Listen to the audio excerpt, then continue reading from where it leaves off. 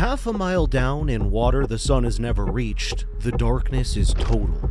Then, a tiny red light blinks on, and for half a second it lights up a row of glass-clear fangs before everything goes black again. For most of the last century, scientists looked at the animal making that light and filed it away as primitive, a simple little deep-sea fish barely worth a second look. They were wrong. Not slightly wrong.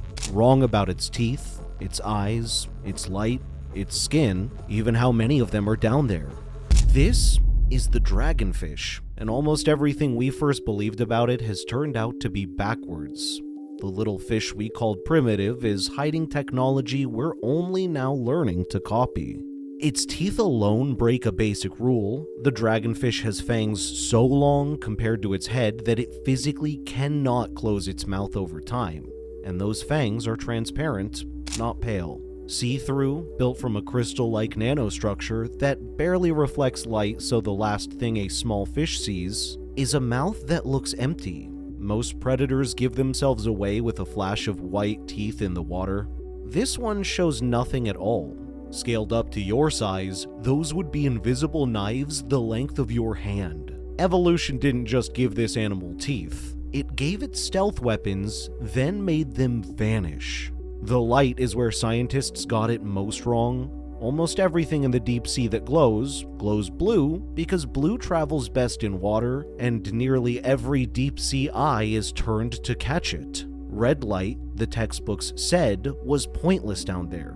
Nothing could see it, so nothing should waste energy making it. Then researchers found a group of dragonfish doing exactly that. The loose jaws give off a deep red glow, almost infrared, from organs under their eyes, on a wavelength every other animal around them is blind to. It's a private channel. The dragonfish lights up its prey in a color the prey cannot detect, like a hunter wearing night vision in a pitch-black room. The military spent fortunes building infrared targeting. This fish was born with it, long before we ever thought of it.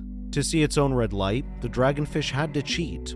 It borrows a pigment from chlorophyll, the same molecule that makes plants green, picked up from the tiny creatures it eats, and wires it into the back of its eyes. A fish stole plant chemistry to give itself a secret color of vision. For decades, the idea that anything down there could see red got written off as a glitch in the equipment. It wasn't a glitch, we just weren't built to notice. The skin hit another wrong answer until almost yesterday. Some dragonfish are wrapped in skin so black it swallows more than 99.9% of the light that it touches, darker than nearly anything we have ever built. Scientists couldn't explain it until 2020 when they found the trick. The pigment is packed in a tight geometric pattern that traps light instead of bouncing it back. The result is a fish that disappears completely, even when another creature's glow is shining right on it. So the dragonfish hunts with invisible teeth, a private light no one else can see, and a body that vanishes in the dark. We built ultra-black materials in a lab and called it a breakthrough. This fish was wearing a better version the whole time. The jaw is no less strange. The dragonfish can unhinge its skull, tipping its whole head back and dropping its jaw to swallow prey, more than half of its own size. That's roughly like you opening your entire head to gulp down a dog. For 100 years, the textbooks described that jaw as a simple hinge. Only when high-speed cameras finally caught it moving did we learn it works as a multi-part mechanism with several independent joints. One famous description from the 1920s stood, unchallenged and wrong, for almost a century until the cameras caught up with the fish. Its eyes were supposed to be a dead end too. In endless darkness, researchers assumed any eyes would shrink and fade, useless leftovers of a sense the animal no longer needed. Instead, the dragonfish's eyes turned out to be finely tuned to pick out single pinpricks of bioluminescence across the black, some species with tubular, almost telescopic eyes built to catch the faintest glow far away. It can lock on to a single spark of living light from across a stretch of water blacker than any night you have ever stood in. Darkness didn't blind it, darkness sharpened it. And it does all of this on almost no fuel. Food is brutally scarce that deep, so the dragonfish hangs motionless, dangling a glowing lure on thin whisker under its chin, and waits. The lure isn't a dumb porch light. It can pulse in patterns that copy the small creatures the dragonfish is hunting. A fisherman swapping bait to match the catch, that fish can go days or weeks between meals. Measured by energy spent per kill, it may be one of the most efficient hunters in the ocean, far ahead of a great white that has to chase down everything it eats. We called it primitive. It barely wasted a calorie. It isn't even stuck in the deep.